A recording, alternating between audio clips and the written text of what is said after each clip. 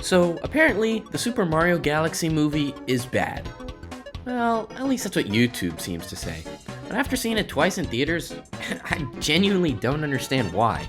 This movie might be worse than the first, but calling this movie bad or just nostalgia slop is really just missing the point of these movies as a whole. The Super Mario Galaxy movie isn't bad, it's just misunderstood. But the thing is people aren't wrong about what's in the movie, they're just wrong about how they're judging it. So first, let me get this out of the way. I've never played Super Mario Galaxy before. You need to leave!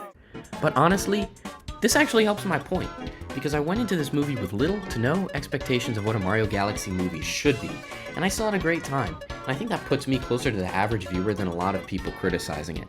Here's the thing, when you look at who's making these negative reviews on YouTube, it makes a lot of sense. It's mostly people who grew up with Super Mario Galaxy. And so when they heard Galaxy, they didn't just think of Mario in space, they thought of a specific tone, story, and level of emotional depth. Naturally, they expected this movie to be a Galaxy adaptation, something bigger, something more emotional, and something closer to the game, but that is not what this movie is trying to be. This is a Super Mario Bros. Movie sequel, not an adaptation of Galaxy. And once you see the movie this way, it makes a lot of sense. The chaotic pacing, the constant action, the focus on fun over story, these are all characteristics of the first movie. This movie only uses Galaxy as a setting and not a story. So this is where the biggest problem comes from, the title. Calling it the Super Mario Galaxy movie set the wrong expectations.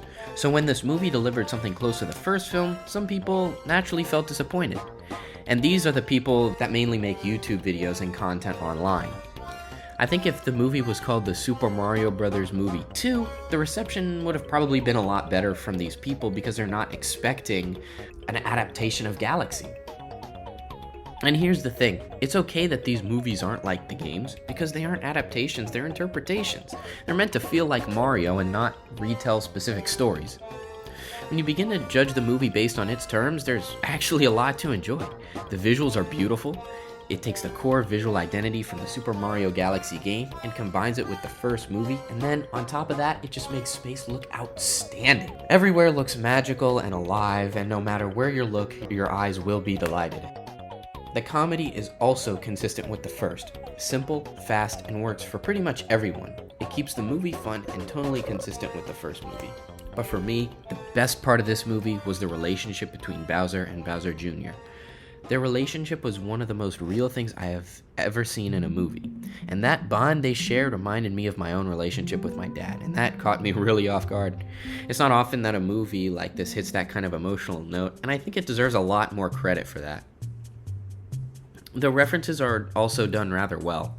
I've seen people complain that the references are too much or they take away from the story, but I completely disagree. While there are lots of references, they are just like the first movie, never forced nor distracting. They're quick, part of the action, and they don't stop the movie to say, hey, remember this? The best example of this is Fox McCloud. I did not expect him showing up, but he works perfectly. He essentially fills the same role as DK in the first movie, and every do-a-barrel roll moment landed. Even some of the deeper cuts, like characters from Mario 2, felt natural and fun. Nothing felt out of place. With that being said, this movie is not better than the first. And that mostly comes down to one issue, the pacing. The movie never slows down. The first half is high energy action. There's always something going on and not a second to think about what just happened. The second half keeps this same pace, meaning that there's no build-up or escalation, and this causes the ending to feel abrupt. It just stops. And it's not just me. My friends who I watched it with turned to me when the credits rolled and asked, wait, that's it? On top of that, some of the story beats feel repetitive. There's multiple crash landing sequences, one in the Bee Kingdom and one in the Cascade Kingdom. But instead of building off of each other, they just feel redundant. It honestly feels like the movie is rushing through ideas instead of developing them. And even with Bowser and Bowser Jr., as good as their dynamic is, it feels like there was room for a stronger arc that just wasn't fully explored. But even with all those flaws, the movie still works, because moment to moment, it's fun. And I think this is why the conversation is happening. Some people expected a faithful Galaxy adaptation, got something else, and are now flooding YouTube with negative reviews. On top of that, expectations are just naturally higher from it being a sequel, so it makes sense why some reviews are harsher now than they were 3 years ago. Ultimately, I think the movie should be what Mario games are. Fun first, visually exciting, full of energy. That's what makes Mario work. That doesn't mean there shouldn't be an effort to make a good story. Nintendo and Illumination both have room for improvement in that department, but story shouldn't be the only thing that defines what good Mario media is. So in the end, this movie is overhated. If you wanted a deep story, you might have just misunderstood what this movie and Mario as a whole is trying to be. If you judge this movie as a Super Mario Galaxy adaptation, you'll be disappointed. But if you look at it as a sequel to the Super Mario Bros. Movie, you'll probably have a pretty great time. Thanks for watching. Make sure to like and subscribe if you want to see more of this kind of content in the future. If this video reaches 1,000 likes, I think I'll do a video offering suggestions to make the Super Mario Galaxy movie better and how I would have done it.